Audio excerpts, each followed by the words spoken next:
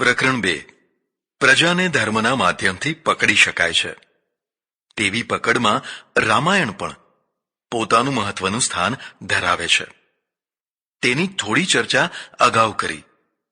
આગળ વધુ ચર્ચા કરવાની છે, પણ તે પહેલાં તેની પૃષ્ઠભૂમિ જાણવી જરૂરી છે. પ્રથમ તો વિશ્વનું સૌથી પ્રાચીન મહાકાવ્ય વાલ્મીકી રામાયણ છે. વાલ્મીકી ઋષિ વિશેની કથા તમે જાણો છો, એટલે તેની વિસ્તારથી ચર્ચા નહીં કરું. પણ જીવન સર્પ નિસરણીની માફક ક્યારેક પાતાળની ગર્તામાં તો ક્યારેક ઉન્નતિના શિખર ઉપર ચઢ ઉતર કરતું હોય છે. તેનો પુરાવો સ્વયં વાલ્મીકી ઋષિ છે.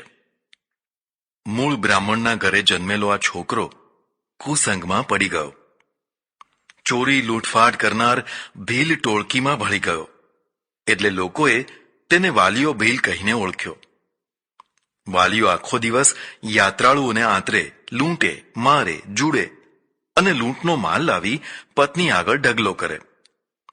પત્ની તેમાંથી રસોડું ચલાવે, ઘરમાં બધા ખાય પીવે અને દિવસ પૂરો કરે. પાપની કમાણી, પાપમય જીવન, ત્રાસ, હિંસા અને જોર જુલમના વાતાવરણમાં જીવનનું ગાડું ગવડાવતા રહેવાનું. માત્ર વાલીઓ જ નહીં, ઘરના સૌને આ સદી ગયું. પ્રથમ પાપ ડંખે, પશ્ચાતાપ કરાવે, પણ ધીરે ધીરે બીજું, ત્રીજું, ચોથું એમ પાપ કુંડાળું મોટું થતું જાય તેમ તેમ ડંખ અને પશ્ચાતાપ ઘટતો જાય. રેઢા પાપીને તો પાપનું વ્યસન જ થઈ જાય.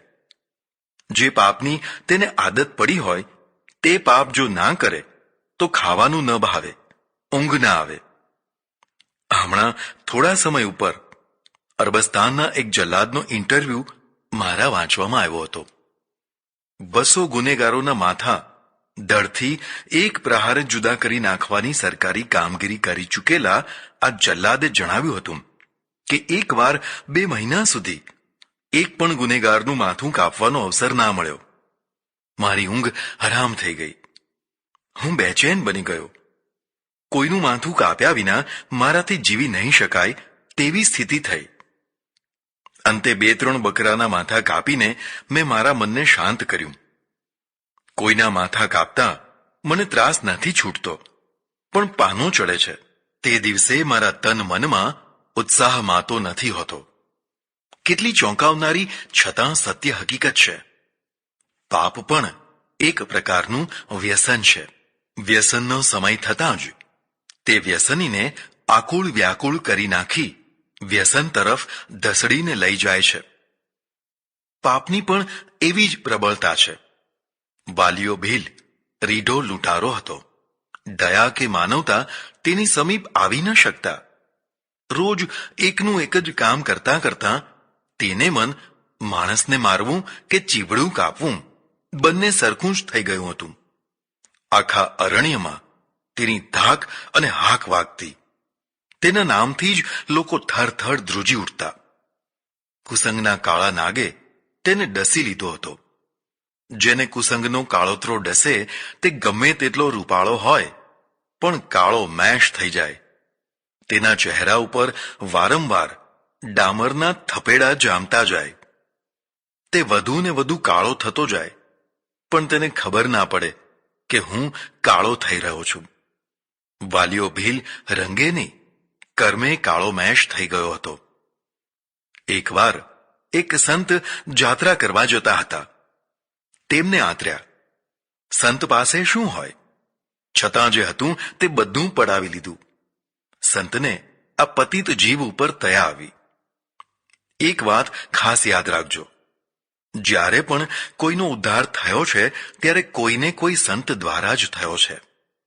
સંત એક ક્રેન છે. ગમે તેટલી ખાઈમાં ગવડી પડેલા જીવોને તે પ્રભુ નામની સાંકળના બળે ઉપર ઊંચકી લાવતા હોય છે. અધમમાં અધમ જીવને પણ ઉત્તમમાં ઉત્તમ કક્ષાએ પહોંચાડનાર સંત છે. દયાવશ થયેલા સંતે પેલા વાલિયાને પૂછ્યું, અરે ભાઈ, આ બધા પાપ કોના માટે કરો છો? ખબર છે જ્યારે ભોગવવા પડશે ત્યારે શી વલે થશે? વાલિયાએ કહ્યું કે મારા કુટુંબ માટે કરું છું. તેમનું ભરણ પોષણ કરવું તે મારી જવાબદારી છે. એટલે આ અમારો બાપ દાદાનો ધંધો છે તે કરું છું.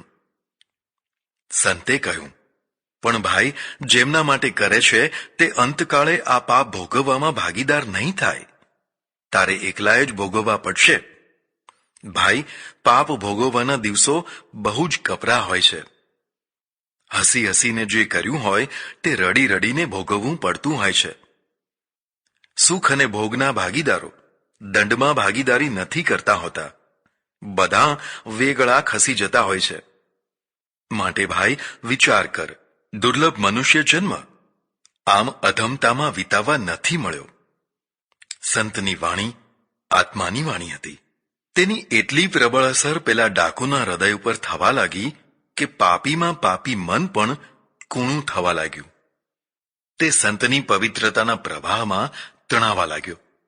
ઘરે આવીને બધાને પૂછી જોયું, ભોગોના ભાગીદારો, જ્યારે મારે યાતના ભોગવવી પડશે ત્યારે પણ ભાગીદાર થશો ને?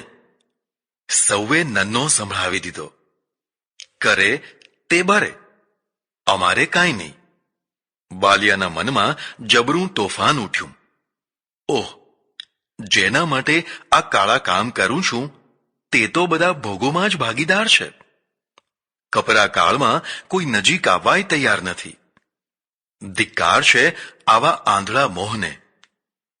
તેને પોતાની જાત ઉપર ધિક્કાર છૂટવા લાગ્યો. હું એવા ઘણા માણસોને ઓળખું છું જે હજારો રૂપિયા કમાય છે. તેમનું પોતાનું જીવન જુઓ તો તદ્દન સાદું.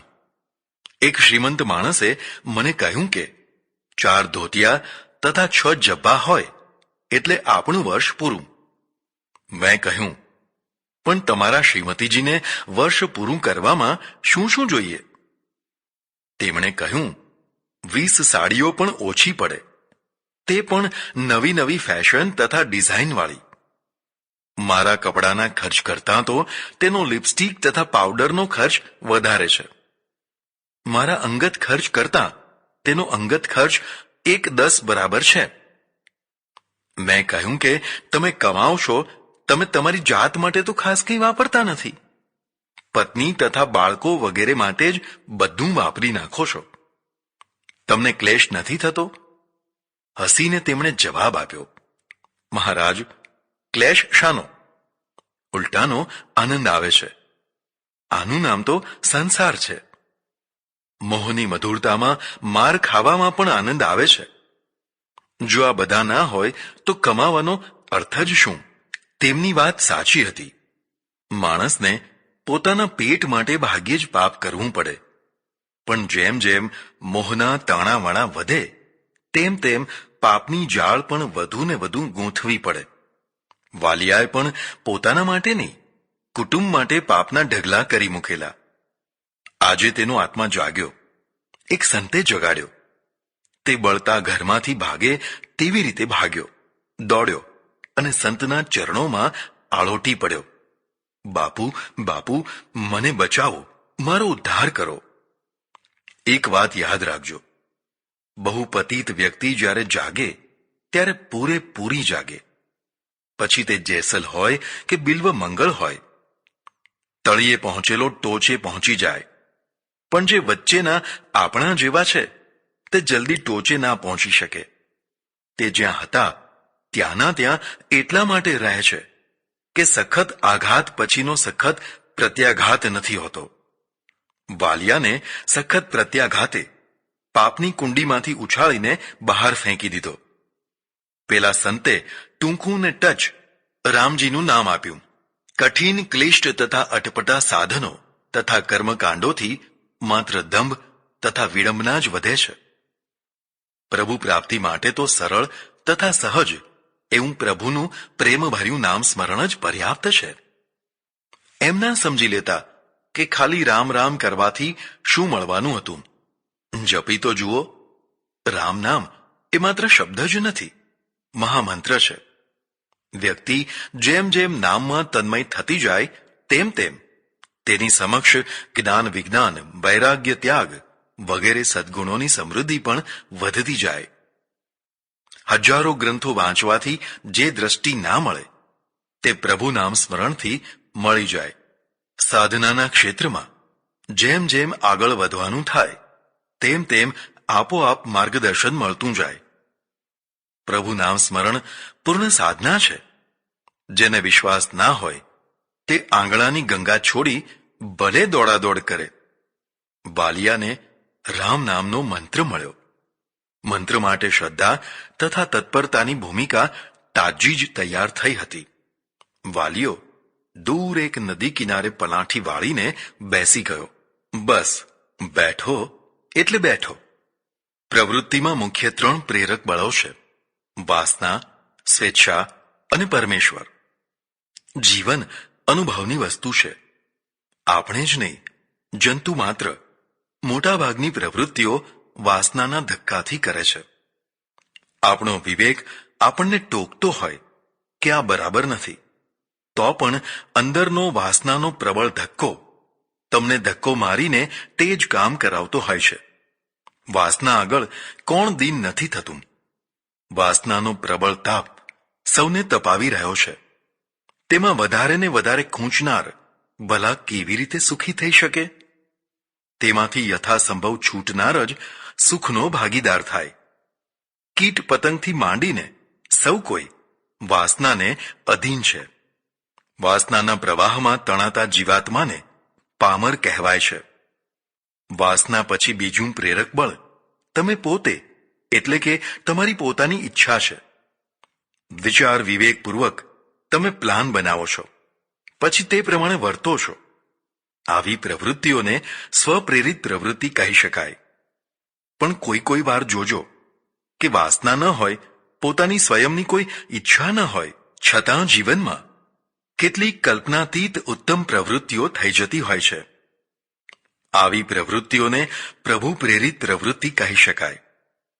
વાલિયાના જીવનમાં જે પરિવર્તન આવ્યું અને લૂંટફાટમાંથી ભક્તિની પ્રવૃત્તિ શરૂ થઈ, તેમાં વાસના કારણ ન હતી. સ્વેચ્છા પણ ન કહી શકાય, કારણ કે આવી ઈચ્છાઓ તેને ક્યારેય થતી નહીં. પણ આવી મહાન પ્રવૃત્તિ પાછળ પરમેશ્વરનો જ દોરી સંચાર કામ કરી રહ્યો હતો. પ્રભુ સંત અહેતુકી કૃપા કરે છે, એટલે ઘણીવાર કલ્પી ન શકાય તેવી ઘટનાઓ દ્વારા તે જીવને ઉપર વધવાની પ્રેરણા આપતો હોય છે. વાલિયો રામ નામનો મંત્ર લઈને બેસી ગયો. 12 વર્ષ સતત નામ જપ સ્મરણની પ્રવૃત્તિ ચાલતી રહી. એવું કહેવાય છે કે સતત ઉચ્ચારણના કારણે રામની જગ્યાએ મરાનું ઉચ્ચારણ થવા લાગ્યું. ઉલટા નામ જપત જગ જાના, વાલ્મીક ભય બ્રહ્મ સમાના. પ્રભુ તો તમારો ભાવ જુએ છે. ભાવ ઉલટો ના હોય તો અક્ષરો ભલે ને આગા પાછા થઈ જતા. બને તેટલી ભાષાની શુદ્ધતા રાખવી, પણ માત્ર ચીપી ચીપીને શુદ્ધ ઉચ્ચારણ કરવાથી કંઈ ભક્તિ નથી થઈ જતી. ભાવ વિનાની શુદ્ધ વાણી પણ નીરસ હોય છે, જ્યારે ભાવ ભરેલી તોતડી વાણી પણ મીઠી હોય છે. ભાષા શુદ્ધિનો અહંકાર પણ જીવને પ્રભુથી દૂર ધકેલે છે. અમે સાધુઓ કોઈ પણ સિદ્ધિ માટે 12 વર્ષનો પૂર્ણ સમય માનીએ છીએ. કોઈ પણ એક જ ક્રિયા અખંડિત રીતે 12 વર્ષ સુધી કર્યા કરો તો સિદ્ધિ પ્રાપ્ત થાય જ. 12 વર્ષ વીતી ગયા. વાલિયો હવે વાલિયો ન હતો. તેની આંખમાં, લલાટમાં, રોમે રોમે બ્રહ્મતેજ ઝળકી રહ્યું હતું. એકવાર જેની આંખમાંથી હિંસાની આગના ચમકારા થઈ રહ્યા હતા, તે જ આંખમાંથી હવે કરુણાની સરિતા વહી રહી હતી. પ્રભુએ જોયું કે હવે આની સાધનાનું સ્વરૂપ બદલાવવું જોઈએ. હવે તે સિદ્ધ થયો. હવે તેની પાસેથી સમાજના કલ્યાણનું કામ કરાવવું જોઈએ. સમાજ સેવાની પ્રવૃત્તિ પણ જો પરમાત્માની પ્રેરણાથી થતી હોય તો તેમાં તેજસ્વીતા આવે છે. દેખાદેખી, અહંકાર કે મોટાઈને પોષવા જે સેવા થતી હોય છે, ત્યાં સેવાના દર્શન ઓછા અને પ્રદર્શન ઘણા જોવા મળે છે. સવારના પહોરમાં હાથમાં વલકલ તથા કમંડળ લઈને વાલ્મીકી સ્નાન માટે નદી તરફ જઈ રહ્યા છે. રામ નામનો અજપાજપ સતત ચાલી રહ્યો છે. તેવામાં તેમની નજર નજીકના એક લીલાછમ ઘાસના મેદાન તરફ ગઈ. જુએ છે તો બે સારસ પક્ષીઓ કિલ્લોલ કરી રહ્યા છે. પરોઢિયાથી જ વાતાવરણમાં પ્રાણવાયુનું પ્રમાણ વધવા લાગે છે. એટલે વાતાવરણ સ્વતઃ સ્ફૂર્તિમય બની જતું હોય છે. જરા જોજો તો ખરા, સવારના પહોરમાં કૂતરાએ ગેલ કરતા હોય છે, કારણ કે વાતાવરણ જ સ્ફૂર્તિદાયક હોય છે. એકમાત્ર માણસો જ કદાચ પ્રકૃતિની આ બક્ષિસનો પૂરો લાભ નથી લઈ શકતા. તે કાં તો ઘોરતા હોય છે, કાં તો જાગીને જગડતા હોય છે. બ્રહ્મ મુહૂર્તને તે કલહ મુહૂર્ત કરી બેઠા હોય છે. સારસ પક્ષીની જોડી કિલકિલાટ કરી રહી છે. એકબીજા પ્રત્યે કાંઈ વહાલ કરે છે. જોનારને એમ થાય કે દાંપત્ય હોય તો આમના જેવું હજો. ઋષિ ઊભા રહી ગયા. નિર્નિમેષ સારસ ક્રીડા જોતા જ રહ્યા. તમે પોતે સુખી ના હો તો કાંઈ નહીં, પણ સુખિયા માણસોના સુખ જોઈને રાજી થજો. અંતરને ઠારજો, બાળશો નહીં. પ્રભુને પ્રાર્થના કરજો કે હે પ્રભુ, આમના સુખને વધારજે, ઘટાડતો નહીં. બીજા માટે આપણે જે માગીએ છીએ તે જ આપણને મળી જાય છે. ઋષિ તન્મય હતા પક્ષીઓના પ્રેમને જોવામાં. પક્ષીઓ તલ્લીન હતા પોતાની પ્રેમ ક્રીડામાં. પણ બીજી પણ બે આંખો તલ્લીન હતી એ પક્ષીઓના શિકારમાં. સૌમાં તલ્લીન હતા. બાળની પાછળ સંતાયેલો પારધી વારંવાર બાણ ચઢાવીને પક્ષીઓનું નિશાન લઈ રહ્યો હતો. પક્ષીઓ નજીક આવતા જ તેણે કાન સુધી ખેંચીને બાણ માર્યું. એક પક્ષીના કાળજામાં બાણ પેસી ગયું. કિલ્લોલ કરતું પક્ષી કારમી ચીસ નાખીને ધરતી ઉપર ઢળી પડ્યું. તેનો ઘાયલ દેહ પ્રાણ છોડવાના છેલ્લા તરફડિયા મારી રહ્યો. બીજું પક્ષી પણ ઉડી જવાની જગ્યાએ પોતાના જીવનસાથી ઉપર ડોક પછાડી કાળજું વિંધાઈ જાય તેવો વલોપાત કરવા લાગ્યું. એક ક્ષણમાં શું થઈ ગયું. આનંદ વિભોર થઈને જોઈ રહેલા ઋષિ અકલ્પિત નવું કરુણ દ્રશ્ય જોઈને કકળી ઉઠ્યા. અરે રે, આ શું કર્યું? તેમના મુખમાંથી શ્લોક સરી પડ્યો. મા નિષાદ પ્રતિષ્ઠામ ત્વમગપઃ શાશ્વતી સમાહ યત ક્રૌંચ મિથુનાદેકમ વધિઃ કામ મોહિતમ. હે પાર્થી, વિશ્વમાં તારી કદી પણ યશસ્વી પ્રતિષ્ઠા નહીં થાય, કેમ કે નિર્દોષ પ્રેમ લીલામાં મસ્ત પક્ષીઓમાંથી એકનો તે વધ કર્યો છે. એવું કહેવાય છે કે વાલ્મીકીની આ પ્રથમ રચના હતી. કાવ્યનું મૂળ કરુણા કહેવાય છે. કરુણાની અસર હૃદયના ઊંડાણ સુધી થતી હોય છે.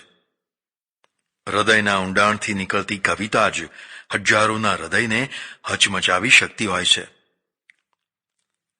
એકો રસઃ કરુણ એવ. બહુભૂતિએ કહ્યું છે કે રસ તો એક જ છે અને તે કરુણ રસ છે. બાકીના રસો કરુણ રસનું જ વિવર્તન છે. સારસ પક્ષીની કિલ્લોલ કરતી જોડીને ખંડિત થયેલી જોઈને કરુણા તથા વિષાદથી ઋષિનું મન ભરાઈ ગયું. અસંખ્ય હત્યાઓ કરતા જેણે કદી આંચકો નહીં અનુભવેલો તે એક પક્ષીની હત્યા જોઈને કરુણાથી વિચલિત થઈ ગયા. નદીમાં સ્નાન કરીને તે આશ્રમે પાછા ફર્યા. ધ્યાનમાં બેઠા, પણ મન ના લાગ્યું. અંદરથી એક પ્રબળ શક્તિનો સળવળાટ બહાર નીકળવા મથી રહ્યો હતો. અંતે તેમણે ભોજપત્ર લઈને કલમ ચલાવવી શરૂ કરી. બસ કલમ ચાલતી જ રહી. સંસારને એક મહાન કાવ્ય ગ્રંથની નહીં, પૂર્ણ જીવનની વ્યાખ્યા મળી. વર્ષો સુધી આ ગ્રંથે લોકોને સ્થિર તથા દ્રઢ કરવામાં મહત્વનો ભાગ ભજવ્યો. હિન્દુ પ્રજાનો ઇતિહાસ માત્ર કરુણા ભર્યો જ નહીં, અનેક ભૂલો, દોષો તથા વિડંબનાઓથી ભર્યો છે. કેટલાક વિદ્વાનો એમ સમજે છે કે 7મી કે 8મી શતાબ્દીથી મુસ્લિમોના આક્રમણોથી ભારતની પડતી થઈ. 200-300 વર્ષો સુધી ભારતમાં મંદિરો કે ધર્મસ્થાનોની લૂંટફાટ પૂરતી જ અપેક્ષાઓવાળા ધાડા આવતા રહ્યા.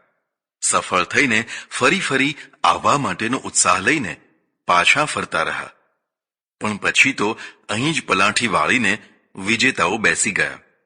0.5% પણ ઓછી પ્રજાએ 99.99% પણ વધારે ટકા પ્રજા ઉપર ભયંકર પકડ સાથે રાજ કર્યું. આ વાત તો પ્રસિદ્ધ છે જ, પણ મારું તો કહેવું છે કે 7મી શતાબ્દી પહેલાનો ઇતિહાસ પણ લગભગ આંસુ સારવા જેવો છે.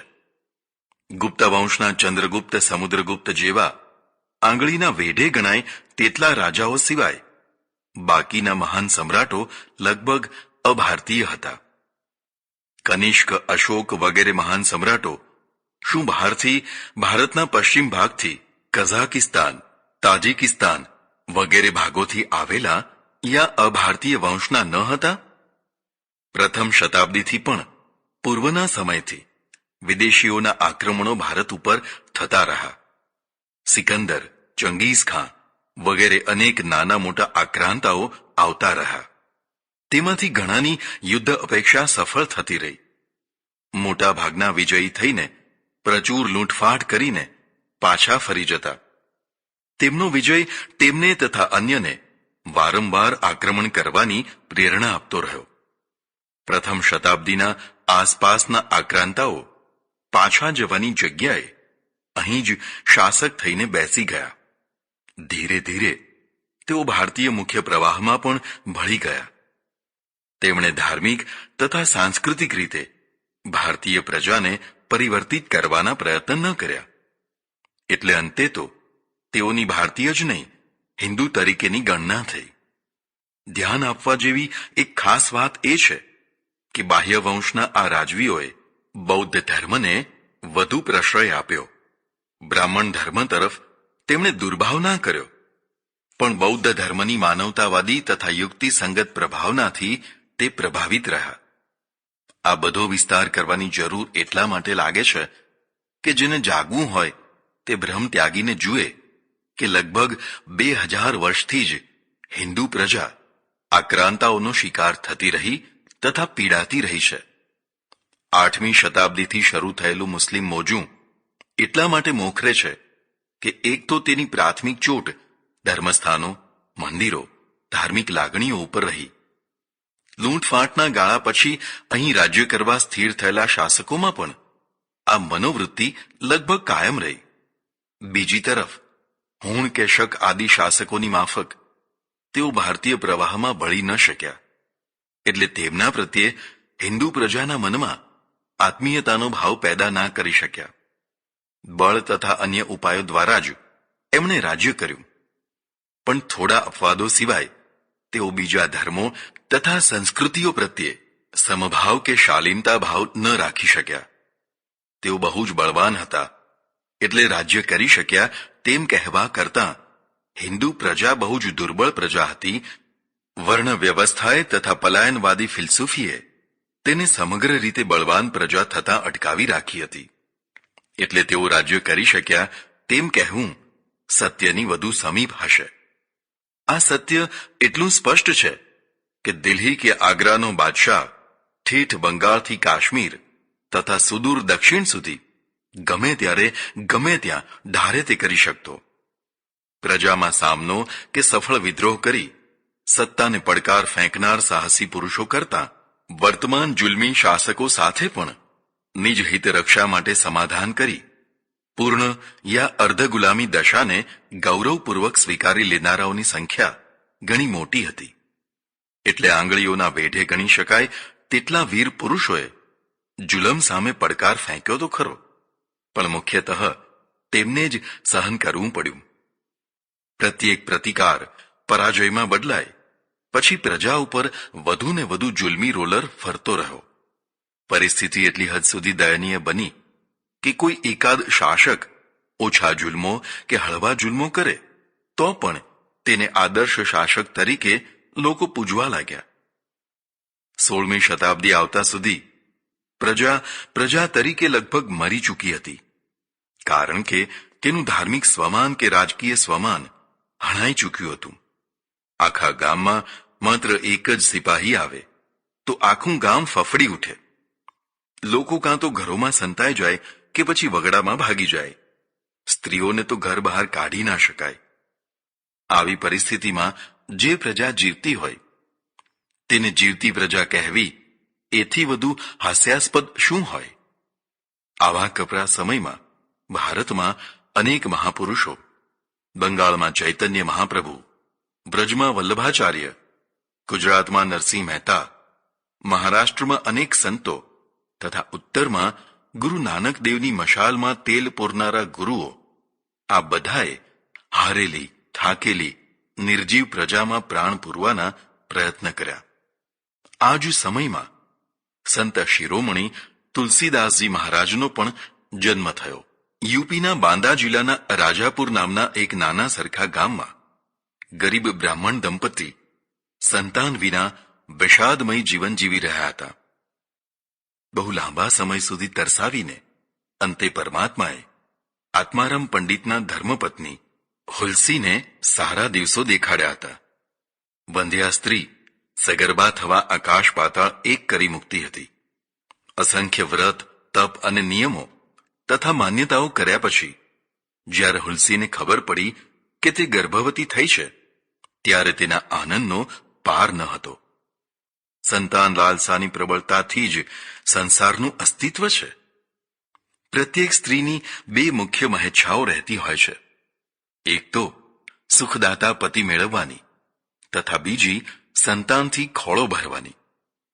પ્રથમ ઈચ્છાથી તે સાંસારિક જીવનનું અલ્પવિરામ સર કરે છે, જ્યારે બીજી ઈચ્છાથી સાંસારિક જીવનનું પૂર્ણવિરામ સર કરે છે. બેમાંથી એક પણ ઈચ્છા જેની પૂરી નથી થઈ હોતી તેવી સ્ત્રી નિરાશા, હતાશા તથા એકાકીપણાથી કરડી ખાતું જીવન જીવતી હોય છે. ઢળતી અવસ્થામાં તે વધુ એકાકીપણાની બેચેની અનુભવતી હોય છે. યુવાવસ્થાનું મનોબળ તથા જીવન પ્રત્યેની દ્રષ્ટિ વૃદ્ધાવસ્થાની દુર્બળતા સામે દુર્બળ થઈ જતી હોય છે. જો કે કેટલીક ઉચ્ચ આદર્શોવાળી સાધ્વીઓ, સાધિકાઓ, કાર્યકરો વગેરે ઉપરની બંને મહેચ્છાઓના પ્રવાહમાં તણાયા વિના જ આજીવન ધન્ય જીવન જીવી બતાવતી હોય છે. પણ એક તો તેવા દ્રષ્ટાંતો વિરલ છે. જે હોય છે તે પણ હૃદયના આંતર ઊંડાણમાં આવી પ્રાકૃતિક વૃત્તિઓને દબાવીને પ્રકૃતિથી ઉપરનું જીવન જીવતી હોય છે. કેટલીકને અનિચ્છાએ પણ ધાર્મિક, સામાજિક કે આર્થિક કારણસર ફરજિયાત આવું જીવન જીવવું પડતું હોય છે. ધર્મ, સમાજ તથા રાજકીય પરિબળો જો વિવેક સંગત હોય તો વ્યક્તિને સુખી કરવામાં મહત્વનો ફાળો આપે છે. પણ જો આ ત્રણેય પરિબળો વિવેક સંગત ના હોય તો વ્યક્તિને દુઃખી કરવામાં કચાશ નથી રાખતા. અંધશ્રદ્ધા તથા કૂપમંડક વૃત્તિથી, ધર્મ, અહંકાર તથા મિથ્યા મોટાઈથી, સમાજ તથા અયોગ્ય શાસકોથી રાજકીય પરિબળો વિવેકહીન થઈ જતા હોય છે. હુલસીની સગર્ભાવસ્થાના દિવસો વધવા લાગ્યા. જે દિવસની પ્રત્યેક સગર્ભા સ્ત્રી આતુરતા, ભય, ચિંતા તથા આનંદ મિશ્રિત લાગણીઓથી પ્રતીક્ષા કરતી હોય છે તે દિવસ આવી પહોંચ્યો. પણ હુલસીની પ્રસૂતિ ના થઈ. 10 માસ પૂરા થયા, 11 પૂરા થયા, 12 પૂરા થયા, પણ પ્રસૂતિ ના થઈ. બધા ગભરાયા. કુશંકાઓથી સૌના મન વિષાદયુક્ત થઈ ગયા. નક્કી કંઈક વળગાડ હશે. નહીં, કોઈએ ગર્ભ બાંધી દીધો છે. ના રે ના, આ ગર્ભ રાક્ષસી લાગે છે. લોકો તરહે તરહેની વાતો કરવા લાગ્યા. 12.5 મહિને ભયંકર પીડા ભોગવીને હુલસીને પ્રસૂતિ થઈ. પણ આ શું? આવું વિકરાળ તથા ભયંકર બાળક! પ્રથમથી જ જે બાળક પ્રત્યે લોકો જાત જાતની કુશંકાઓ સેવતા હતા તેનો વિકરાળ ચહેરો જોઈને અંધશ્રદ્ધા તથા વહેમીલા માણસોને કુશંકાઓ કરવાનું મોકળું મેદાન મળ્યું. અધૂરામાં પૂરું જ્યોતિષીઓએ પણ આ બાળકને શાપિત બાળક બતાવ્યું.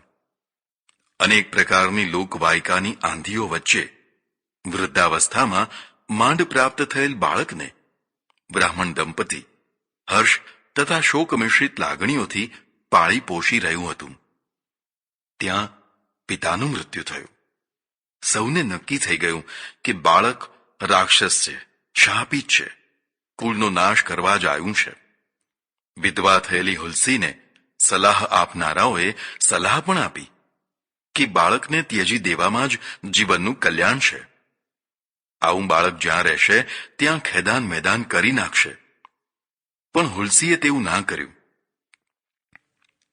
જો કે પરમાત્માની છબી આગળ તે રોજ રડતી તથા ખોળો પાથરી પાથરીને કહેતી, તે મારો ખોળો તો ભર્યો, પણ શું આવો ખોળો ભરવાનો હોય? આના કરતાં તો ખાલી જ ખોળો સારો હતો. જીવની આ જ સ્થિતિ છે. તેને આમે સુખ નથી અને તેમે સુખ નથી. બાળકને ચુનિયા નામની દાસી સાથે તેના મોસાળ મોકલી દેવાયું. તે હજી મોસાળ પહોંચ્યું ના પહોંચ્યું ત્યાં હુલસીનું અવસાન થઈ ગયું. બાળક નિરાધાર થઈ ગયું. ઉપર આવ ને નીચે ધરતી. મોસાળવાળા પણ શાપિત બાળકથી ગભરાયા. એક ના ગભરાઈ ચુનિયા દાસી. જે થવું હોય તે થાય, પણ આ બાળકનો ત્યાગ હું નહીં કરું, એવી દ્રઢ મનોવૃત્તિથી તેણે બાળકનું પોષણ કરવા માંડ્યું. ખાનદાની એ કાંઈ શ્રીમંતાઈનો ઇજારો નથી. ઘણા શ્રીમંતો શ્રીમંતાઈના ઢગલા ઉપર બેસીને પણ દગો, ફટકો, વિશ્વાસઘાત અને નીચતાપૂર્ણ વ્યવહાર કરતા હોય છે. જ્યારે ઘણા ગરીબો ગરીબાઈના ખાડામાં રહીને પણ હિમાલયના ઊંચા શિખરો કરતા પણ વધુ ઊંચી ખાનદાની કે માનવતા બતાવતા હોય છે. એટલે કોઈની શ્રીમંતાઈ જોઈને મોહી ના પડશો અને કોઈની ગરીબાઈ જોઈને ભાગી ના જશો. ચુનિયા ભલે કામવાળી હતી, હવે તો તેને કોઈ પગાર આપે તેવું પણ ન હતું. છતાં પોતાના માલિકના બાળકના જતનની જવાબદારી કપરામાં કપરી ક્ષણોમાં પણ તેને છોડી નહીં. પણ ઓ ક્રૂર વિધાતા, તું જેની પાછળ પડી જાય છે તેની દુર્દશા કરવામાં કશું બાકી નથી રાખતી. બાળક માંડ 5.5 વર્ષનું થયું હશે ત્યાં તો ચુનિયા મરી ગઈ. હવે શું? શાપિત બાળકને કોઈ ઘરમાં તો શું, પણ આંગણે પણ આવવા ના દે. મા બાપ વિનાનું નિરાધાર બાળક, આખા વિશ્વમાં તેનું કોણ? તમે ધાર્મિકો કહેવડાવો છો, યજ્ઞોમાં ઘી બાળીને ઉપરના દેવોને રાજી કરવા અત્યાર સુધી કરોડોનું પાણી કર્યું છે.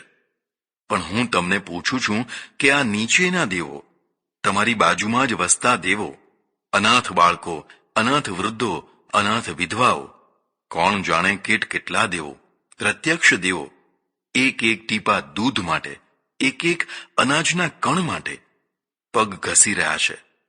તે તમને નથી દેખાતું, કારણ કે તમે ધર્મને સમજ્યા જ નથી. આણંદ પાસેના એક ગામની વાત છે. વર્ષો પહેલા ગામમાં પ્લેગ ફાટી નીકળ્યો. ગામમાંથી ઘણા માણસો સાફ થઈ ગયા. કેટલાય ઘર કાયમને માટે બંધ થઈ ગયા. ભલું થજો વિજ્ઞાનનું કે તેણે આવી કેટલીય મહામારીઓથી માનવજાતને બચાવી લીધી છે. તે ગામમાં એક આખા કુટુંબમાં માત્ર એક જ નાનું બાળક બચ્યું. બાકીના બધા પરલોક પહોંચી ગયા. આ નાનું બાળક, તેનું કોણ સગું થાય? કાકા હતા, મામા હતા, બધાય હતા, પણ હોવા છતાં કોઈ ન હતું. કોઈ તેને પાંખમાં લેવા તૈયાર ન હતું. એટલે રઝળતા રખડતા બાળકને ખ્રિસ્તી મિશનરીવાળા લઈ ગયા. તે બાળકના કોઈ સગાએ જ લઈ જવા પ્રેરણા આપી હશે, કારણ કે ગામમાં રહેવાથી તે સગાઓને કંઈક લોકોની વાતો સાંભળવી પડતી હશે. બાળક મિશનમાં ગયું. કેટલાક લોકોને હાશ થઈ. પાદરીઓએ તેને ભણાવ્યું. તેની પ્રતિભાથી તે બધા ચમક્યા. આ તો કોઈ રત્ન છે તેવી પ્રતીતિ થતાં જ તે સમયમાં તેને વિલાયત મોકલવામાં આવ્યું. વિલાયતમાં વર્ષો સુધી રહીને FRCS ડોક્ટર થઈને જ્યારે એ દુઃખી માણસોની સેવા કરવા દેશમાં આવી, આણંદમાં જ એક સેવા કેન્દ્રમાં લોકોની સારવાર કરવા લાગ્યા, ત્યારે ચારે તરફ તેમની સુવાસ થોડા જ સમયમાં ફેલાઈ ગઈ. લોકો કહે, અરે ડોક્ટર નથી, એ તો ભગવાન છે. ગમે તેવો રોગ હોય તોય ચપટી વગાડતા જ મટાડી દે છે. ટોળે ટોળા ઉભરાવા લાગ્યા. તેના સગા કાકા પણ દવા લેવા આવ્યા.